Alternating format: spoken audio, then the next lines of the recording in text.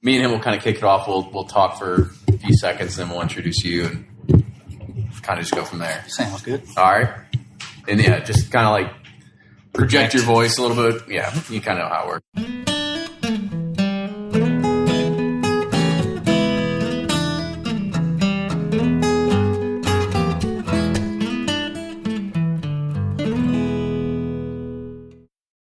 From their bar to yours, Chad and Sarah of the popular YouTube channel It's Bourbon Night bring you their favorite at-home old-fashioned mix with the new Elemental Elixir's Golden Hour Syrup. It's a custom-made syrup with notes of bold black tea, warm spices, and orange zest. All you need is your favorite whiskey and ice. No bitters needed. One bottle makes 16 drinks, so that's only $1 a cocktail before you add your own whiskey. They can also be enjoyed in other cocktails or spirits, mocktails, coffee, tea, and anything you can think of.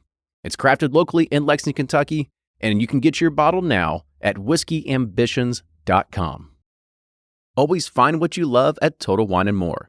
With so many great bottles to choose from at the lowest price, it's easy to find your favorite Cabernet or a new single-barrel bourbon to try with some help from one of their friendly guides. And with every bottle comes the confidence of knowing you just found something amazing. With the lowest prices for over 30 years, find what you love and love what you find only at Total Wine & More. Curbside pickup and delivery available in most areas. Visit TotalWine.com to learn more. Spirits not sold in Virginia and North Carolina. Drink responsibly and be 21. Do you ever pour yourself a bourbon, swirl it around, and then start struggling to come up with tasting notes? And perhaps you're also looking for a good Father's Day gift idea. Well, you can now solve both with a kit from Knows Your Bourbon. And unlike other nosing kits on the market, Knows Your Bourbon kits feature real ingredients for the most authentic aromas. You can smell real Tahitian vanilla bean instead of some synthetic aroma that's just made from chemicals. So head on over to knowsyourbourbon.com and enter code BP10 for 10% off your order. Play Whiskey Wednesday, Round 11, the memory game. Until June 26, each week you could win one of our 12 incredible grand prizes. Select $2 at checkout. And if they match on drawing night, you'll win that bottle. Not a match? No worries. You still score a Weller 12-year. Every $5 ticket gives you 5 chances to win, including 4 weekly bonus prizes. Get your tickets now at give270.org. Charitable Gaming License ORG 0002703. Ed Bly and Rising Tide Spirits are back again with a new release of Old Stubborn Bourbon. And this release of Old Stubborn is a premium hand marriage of 10, 11, and 12-year cask strength, barely filtered pot still bourbon. It comes in at a staggering 123.8 proof. And the flavoring grain for this one, which the last one was wheated, but this time it's now rye. Rich, sweet, and bold with a long finish that's sure to be another eye-opener. You can order online at Sealbox or thebourbonconcierge.com. And you can even purchase in person at Revival Vintage Spirits, and even now with very few select stores in Kentucky. You can get it now while you can, but be sure to do it because it's not going to last long.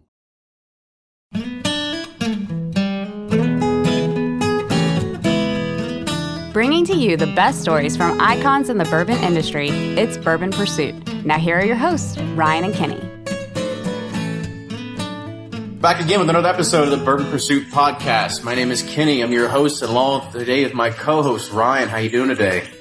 Doing well. Got a nice cozy fire here in the Elmer T. Lee house. I think we're in the Master Distiller's room.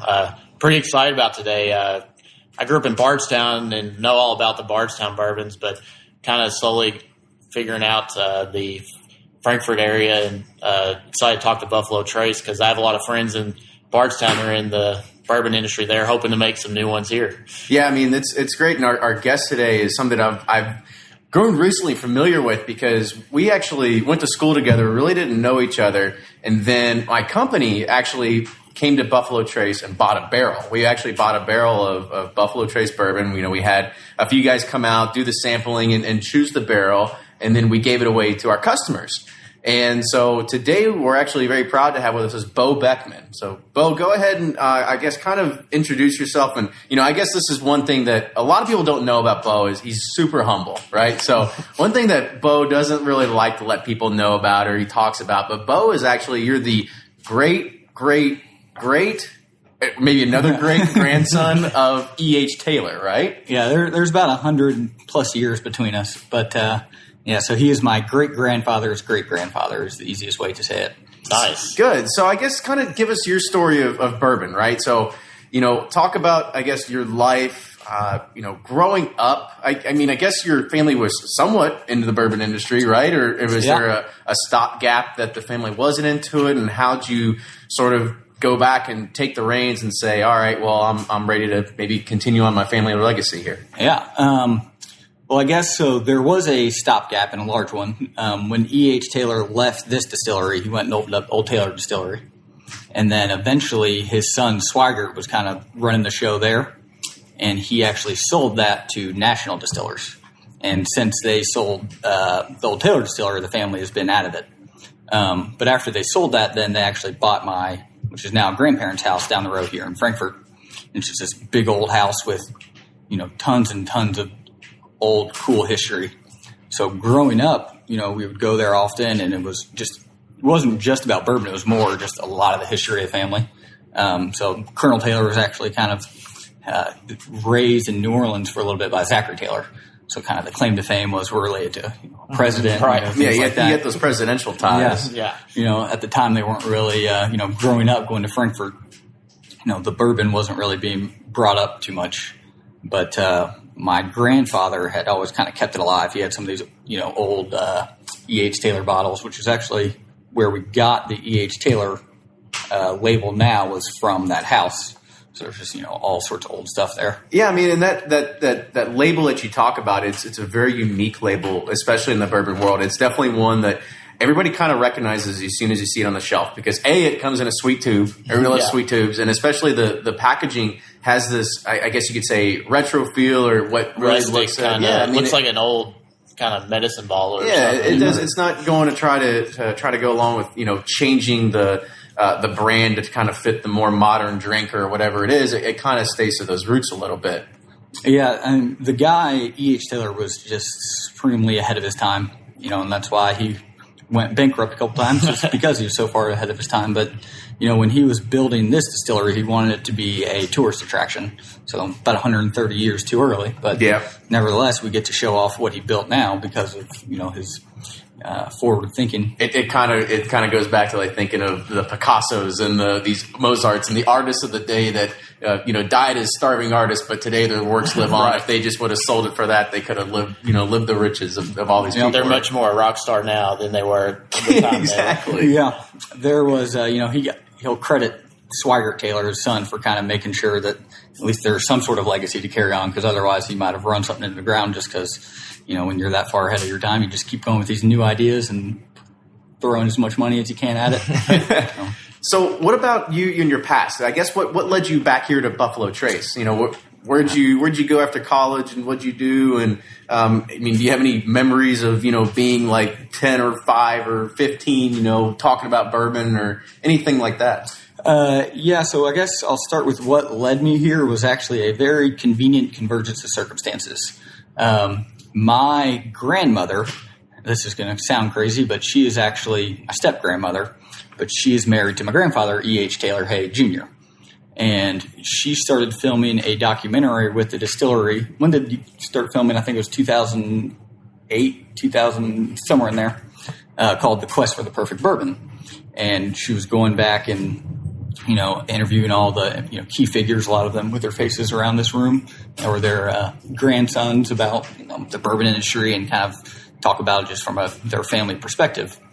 Well, she, happened to mention to our marketing team that there was a grandson that was kind of, a couple years out of college and looking for, something to get into the industry. And that was me. So before that, I was actually. It's always about the people not what you know. Yes, right? Absolutely. It's that in the industry. Yeah. So I graduated from Kentucky with a marketing degree, and then. I got to be lucky enough to graduate in the Second Depression, right in 2008, so I timed it perfectly. So I actually started doing a lot of internet marketing and kind of building, customer relationship management tools and training car salesmen on how to use them. So it's kind of just a lot of just the training salesmen, working with salesmen, and kind of making a better process to work with our customers. So it actually worked out perfectly with what we wanted to do here with the barrel program. Was kind of, we had a lot of salesmen. We didn't really have a great process to facilitate everything.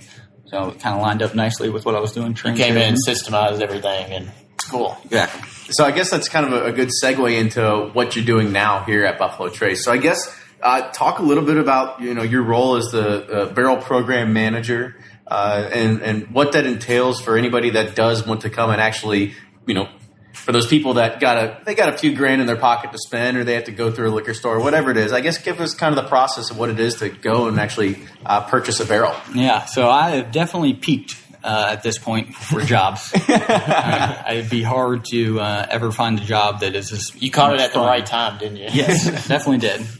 But it's hard to call it work when you hang out with cool people, drink bourbon, show them around the distiller, and just kind of get to be an ambassador for it a day. Right. So that's what the most important part of my job is spending time with customers. I should say it now, that's kind of with the growth of bourbon, we don't have barrels to sell anymore. Mm-hmm. So we have a set number we can sell, but as far as kind of, moving forward with new customers, it's hard to do that. So I guess you're like the most popular person, but now everybody hates you because you just can't give them what they want, right? Basically, it went from so much fun 2 years ago, and it was, you want that? Let me just help you get it. That's all it took. I just help you get it. And now it's, I wish we could just kind of, if we could prime the brakes for a couple of years while our inventory ages up, because barrels are there, they're just not old enough yet. Right. Mm-hmm. And that's kind of what I try to explain to a lot of people. So I guess if there's not barrels there, how does the process go? I mean, is there a certain amount of barrels that are allocated to your program that says like, well, we can do this amount of barrels, and then as soon as people go and buy them up, then that's kind of all there is for this year? Yeah, similar to that.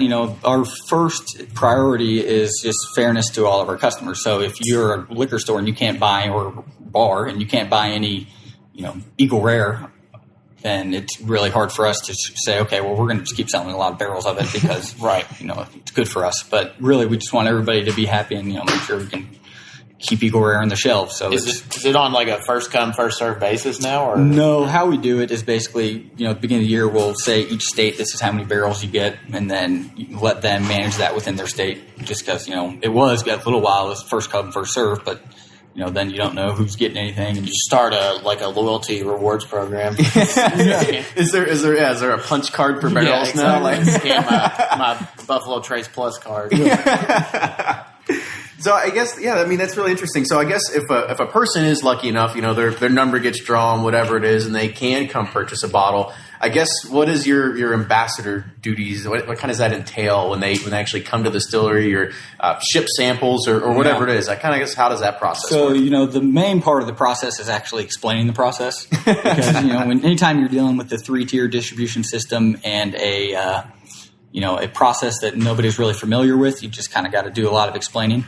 But, if you want to buy a barrel, here are the basic, what you got to do is first you got to find a retailer that will facilitate your purchase. Because no matter what, we're going to ship it to our distributor, they're going to ship it to a retailer, and then a customer can buy a barrel from them. Because I think at this point, at least I know, it's illegal for me to just come up to a distiller and just basically just buy a barrel, exactly. Right? Yes. Uncle Sam needs his tax money, so we got to run it through his distribution system there. So once we got that lined up, we have a willing and able buyer, and we've committed to the retailer there. Then we can set up a day. So we'll pick a day that works for everybody, and we'll say, do you want to come here? Do you want to get a tour? Do you want to get lunch? What brand of barrel you're picking and how many barrels. And then you'll spend a day here. So you'll come, usually do a tour with one of our tour guides, kind of just a little VIP private tour. And then we'll have lunch in this room often. Mm-hmm. And then from there, we'll go roll out 4 or 5 barrels if you're picking one, taste through each of them, and then pick the one that you like the best. So I guess also give us the history a little bit of the barrel program and the brands you can choose, right? Because I know for a while there's a few stores. There's actually one up the Northeast. They have a pretty big claim to fame of being one of the biggest barrel selecting up there. And they used to be able to get private selections of Elmer Tea. Mm-hmm. Now I think that's probably gone off the list of things that most anybody can choose. So I guess kind of give us, what could you used to be able to choose? Because I think at one point you could actually choose a barrel of Pappy. At one point, this is probably like 2008-ish, right? But yeah, even before that. So the barrel program started, I guess, 2002, somewhere in there. But we actually kind of, legitimized it in 2004 with the system. And at that time, it was pretty much, if you wanted it and we had it ready, then you could almost buy a barrel of it, which was fine because we had it and, there wasn't a, insatiable thirst for any of these products at the time. So what's going on now is, the more trouble we have filling stock orders, everyday goods, the less barrels we can sell. So at this point, we are limiting to Buffalo Trace in 1792. We have waiting lists for those two. Every other brand is just so heavily allocated, it's not even worth trying to do a waiting list. Because, you could do Eagle Rare, Elmer, and I know I've seen Blanton's single barrels on the shelves at different stores. And so some Wellers. Weller Antique, all that sort of stuff, right? So I guess it's just, those were, and still are in the barrel program. So if they're a retailer and they have an allocation on it, they can get one of those barrels. Now, if you're an everyday consumer and you ask me, can I buy a barrel? What's available? Then I'd say Buffalo Trace 1792. Yep. And so you'll probably have to get on the waiting list for next year. Gotcha. Where we're at now. So I guess if you were to say, well, maybe I've got a good relationship with a liquor store and I live in Kansas. I don't know. We'll just throw something out there. Like, I guess what's the best way for me to figure out, like, maybe I can try to figure out if I can help this store and partner with them and do a single barrel of whatever they have allocated. I guess what would be the process for me to go through and do something like that? It's really, if you have a relationship with a retailer that is involved in the barrel program, what they do with that barrel is not our decision. We can't tell them how to sell it. So if you go to them and say, hey, I see, you're able to buy Eagle Rare, would it be okay if our group picked it and just bought it from you bought it all when it was delivered? Right. As opposed to him being able to, sell it to his individual customers.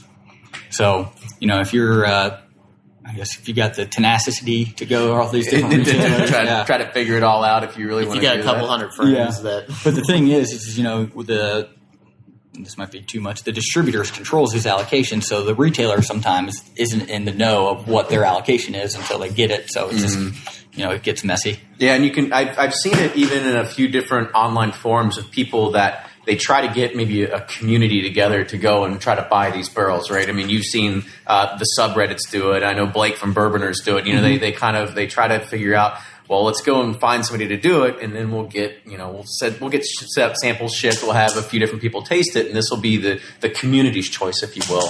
Which is, I think, it's an interesting concept. Yeah, that's actually a kind of a. I can definitely tell. It used to be just kind of bourbon societies were the ones doing it, but now there's more of these communities that aren't necessarily consider themselves bourbon societies. I know subreddit Bourbon Group, expressed some interest a few years ago. They were looking for a barrel proof, so we kind of said, obviously we don't offer that. Four Roses has a nice barrel program too, and I think they were offering barrel proof. I don't know if they still are. But yeah, I think that's kind of a real cool thing. What these people are doing is getting big groups together and just kind of picking barrels and talking about it. So I guess if somebody does come here, I kind of did I did my research before I came. So I guess a lot of the tours still go through Warehouse H? Yeah. So if you do a barrel selection tour, it's really just kind of we try to figure out what you're interested in and show it to you. There is hours upon hours of stuff you can see here.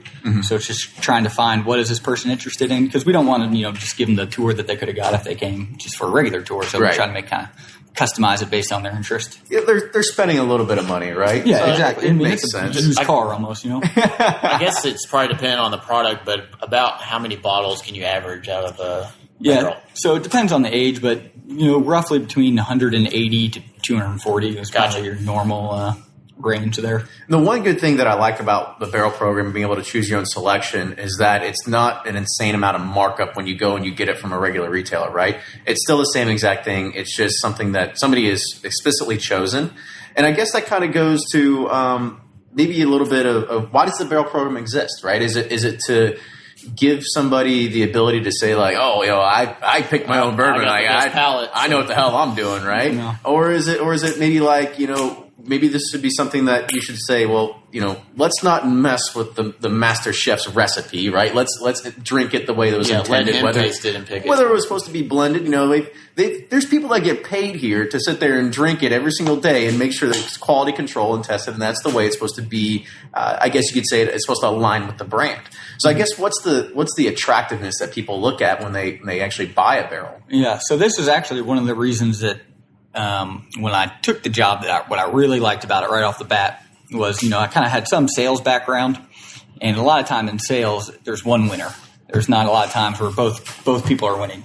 And what I love about this is, it works out great from what we're trying to do because, we want to kind of show off our distillery, show them what brands we have, and then if you come here and you pick your own barrel of Buffalo Trace and you're a liquor store owner and you have a customer that comes in and asks for a barrel of Buffalo or asks for a bourbon, what are you going to recommend? It's you handpick this, your logo's on it, you have an experience to attach to it. So it's just natural to say, we handpick this and this is, our house selection right now. Mm-hmm. And for us, that's great. That's what we want. We want people to kind of, share their stories about our brands and kind of get attached.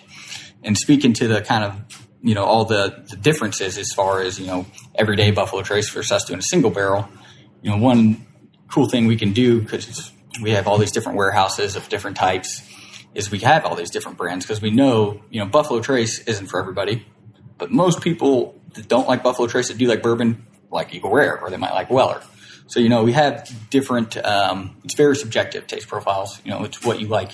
I think that's the whole bourbon industry, right? Exactly. That's why we're doing this podcast, right? We don't want to sit there and bore you with what we're drinking. We want to tell you the stories behind it and really about what's going on here actually. Yeah, bourbon's all about the stories. So I think, like you said, the liquor store can convey their own story and make it more of an interesting bottle, so that makes you more apt to buy it, I guess. Yeah, and the nice thing with bourbon is there are actual stories to tell. There's, it's a real, everything about it is real. You can't come to the distillery and look like any of it's a facade. It's just been here for 200 plus years and a lot of hard work has gone into it, so there's a lot of stories around Some it. stuff might be fabricated, but most of it. Yeah, there's definitely fluff, but, I'm not too big on any stuff like that just because you kind of discredit yourself immediately. And, with the consumer's interest, their knowledge is, growing considerably as well. Mm-hmm. So...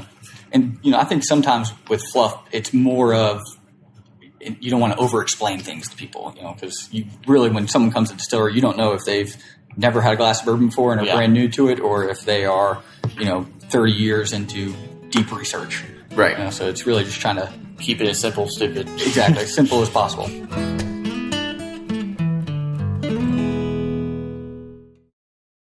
If you're anything like me, then you can't get enough about bourbon. And that's why I'm a subscriber to Bourbon Plus magazine. Bourbon Plus is a quarterly publication that tells the stories from the heart of bourbon, the farmers who grow the grain, the distillers who labor over the process, and the people like you and me who raise their glasses to celebrate it all. Subscribe to Bourbon Plus magazine today at bourbonplus.com, that's PLUS.com, and use code PURSUIT at checkout for $5 off your subscription. Shopify's already taken the cash register online, helping millions sell billions around the world. But did you know that Shopify can do the same thing at your retail store? Give your point-of-sale system a serious upgrade with Shopify. Shopify's point-of-sale is your command center for your retail store. From accepting payments to managing inventory, Shopify has everything you need to sell in person. And with Shopify, you get a powerhouse selling partner that effortlessly unites your in-person and online sales into one source of truth. Track every sale across your business in one place and know exactly what's in stock. Connect with customers in-line and online. Shopify helps you drive store traffic with plug-and-play tools built for marketing campaigns, from TikTok to Instagram and beyond. And get hardware that fits your business. Take payments by smartphone. Transform your tablet into a point-of-sale system or use Shopify's point-of-sale Go mobile device for a battle-tested solution. Plus, Shopify's award-winning 24/7 help is there to support your success every step of the way. Do retail right with Shopify. Sign up for a $1 per month trial period at shopify.com/bourbon, all lowercase, and go to shopify.com/bourbon to take your retail business to the next level today. Shopify.com/bourbon.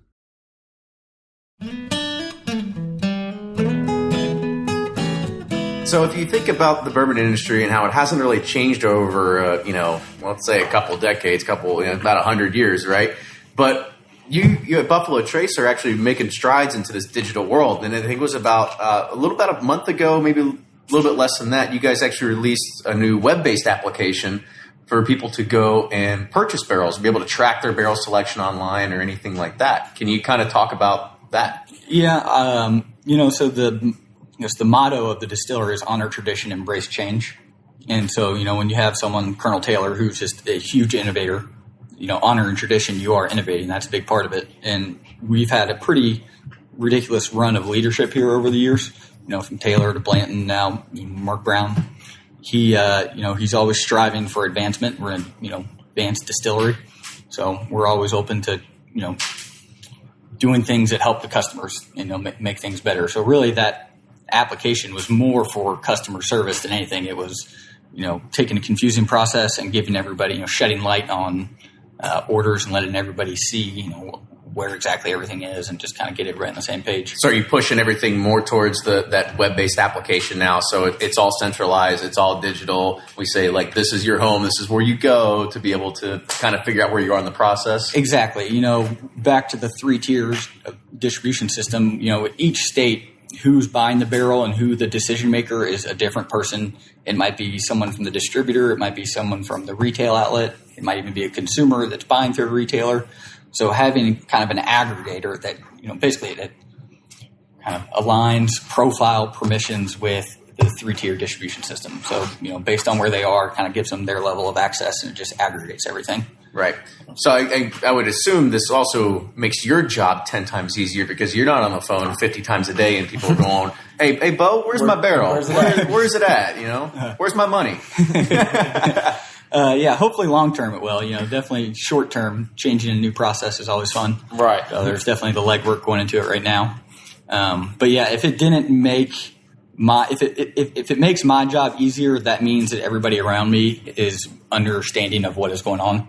So that would be, the best case scenario.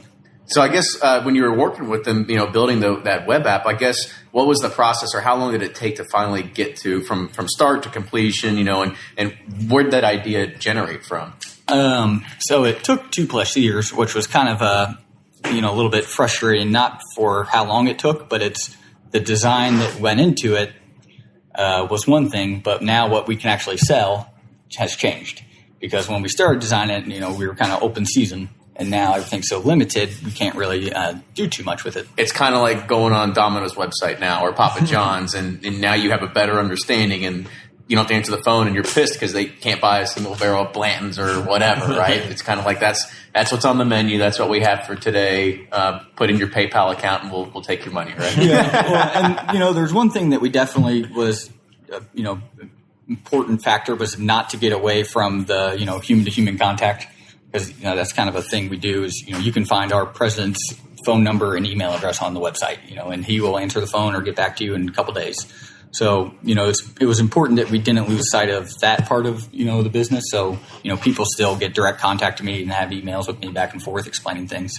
So it definitely still takes some explaining, but it's just a little bit easier to progress things along when everybody's informed. Well, it seems like it would help the consumer also because I don't want to call you and have to hassle you all day. I can just be nice to look at, kind of like when I order from Amazon. I'm excited about that purchase, and then it's not here in 3 days. Where's it at? Yeah, you got to check your tracking number. You're checking it every hour to see if it's hit Tennessee yet, and then if it's hit wherever, right? Yeah, exactly. So it definitely helps us too. Yeah, so the exact same thing. When you all were buying the barrel, if you were wondering, are we getting close to bottling, you could sign in. You might have moved from waiting for materials to bottling soon. Your pizza's in the oven. Exactly. It will be delivered soon. I'd look at it and be like, hey, Tiffany, my barrel's getting bottled today. This is great. Yeah. So I guess, a little bit more about the history of you before we start wrapping this up. I mean, are there any other, legacies from the Talyors that are into the bourbon industry, or are you kind of just the solely one kind of carrying on this sort of legacy? So I guess at this time, I think I'm the only one, but the chosen one. Yeah, there could be another cousin somewhere. There's a branch in that tree that may be falling off at some point. And it's a big tree. Yeah. There's definitely a lot of Talyors out there. But I think, I am lucky enough. So they still have that house down the road. It's actually down the road from here. And my grandfather's always cleaning it out and giving me old boxes. And most time it's just random stuff. But, about a year ago, he gives me an old box of books and I start looking through it and I can see E.H. Taylor's signatures on the inside cover, and then realize one's like his original ledger from this distillery, managing all of the banks and all that kind of fun stuff. Wow! So you get to take that and give it to the archives here for all that kind of history. That was actually the first thing I did. Mainly because I was worried. I was like, well, I don't want family drama and 30 years surrounded. Because I have all this. What if he's got a lot of back taxes in there you don't know about, right? So I actually took it. to Mark Brown, and he looked at it and was like, this is pretty great stuff. Let's give it to Mike Veach, who has all the Talyor files. So he's got just a the Filson Society got a big shelf of all this old Talyor stuff that all came from that house that my grandfather gave them all. So I just figured that would be a good spot for. Yeah, and so I guess what are your kind of thoughts on the old Talyor brand starting to kind of get a new face and a new name here, which will be coming, I guess, in the next few months to a year, whatever it is. I love everything that we're doing with E.H. Talyor. There's just a lot of smart people behind it, but they're really just kind of honoring what it was. So you don't really have to do too much crazy stuff when you already had a winning formula. Yeah. And then I guess that kind of goes along with what's happening here at the distillery with E.H. Talyor. I mean, is there anything new and exciting that I don't want to press for anything proprietary, but kind of like anything that we can like kind of talk about that's going on for the brand itself. There's always, it's kind of fun with E.H. Talyor, and this goes back to him being a innovator. We can do some fun expressions. So there was one that I'm trying to figure out if I can say or not. don't say it if it's going to get you in trouble. But getting the head shake, no. Yeah. But we can talk about the expressions that are there too, right? I mean, right now we've got basically like 5 ones, really 3 that you can find on the shelves every once in a while, right? Your small batch, your single barrel, your straight rye, your barrel proof, and then every once in a while you could find the sour mash if you were really lucky about maybe a year or 2 ago, and then the tornado. The tornado about 2013, which I'm hoping there's like an extra one lying around here. Yeah, I saw the picture you retweeted with someone came across a case of the tornado bottles. Yeah, they came across a case of I think 8 tornadoes that just I don't know what state it was in, but I guess they're still out there, just hidden in corners somewhere. You just got to find them. I would love to find one. Last time I drank a bottle of it was I opened it up for the first game of the 2012 NCAA tournament. Big Cats fan, obviously. So I opened up, didn't drink it only during games, and took my last sip during the Kansas game that we won championship. Nice. So I'd really love to get another bottle and do that again. We got just about a few weeks before that happens too again, right? So obviously that's my favorite thing we've ever made. Yeah, if anybody out there feels like donating, please feel free to reach out and we'll give it to Beau. But I guess one last question before we wrap up. You have a very unique job here.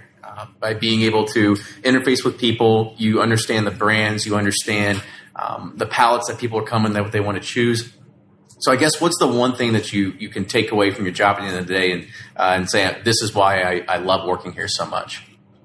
I think it goes to that I like helping people. That's just, kind of the nature of me. So when I see people with a want and I can fill that want, make them happy and put smiles on their face and kind of, give them an experience of a lifetime. Because a lot of these, people are customers that, they're coming to this bourbon distillery, aren't real familiar with a lot of things, then leave and they're just fans for life. They just love the distillery, love all the history of it, and have, a day they can kind of remember, and then hopefully bottles they'll be saving for years, and every time they open it up, they'll kind of think about the day. So really like that part of it. Well, good deal. So if anybody does want to get in contact with you and they're brave enough to go and ask their liquor store owners to do private barrel selections, how can they get and reach you and get in touch with you? So the best way is contact info is on our website, Buffalo Trace Distillery. But you can always just email me at Beau or bbeckman@buffalotrace.com. And then singlebarrelselect.com is the new barrel website that you can go and read about the barrel program and see what's available. Awesome. Well, good deal. Well, Beau, we definitely appreciate you being on the show today and giving us a kind of a good look at what it is to be a barrel program manager and understand exactly the process that goes behind actually having to throw down a couple of grand and buy your own barrel as well. Well, thank you for having me. Absolutely. Appreciate it. You said you all are all about helping customers. Can you make some more antique collection to help me out? Yes, we can. It'll be ready in about 17 years. There you go. Exactly. Perfect. Well, thanks, Beau. Appreciate it. Yeah, guys, if you want to subscribe on iTunes so this automatically pops up, to your feed every week, or give us comments, suggestions. We'd love to hear feedback. So appreciate it again, Beau, and hope you guys enjoy. Thanks.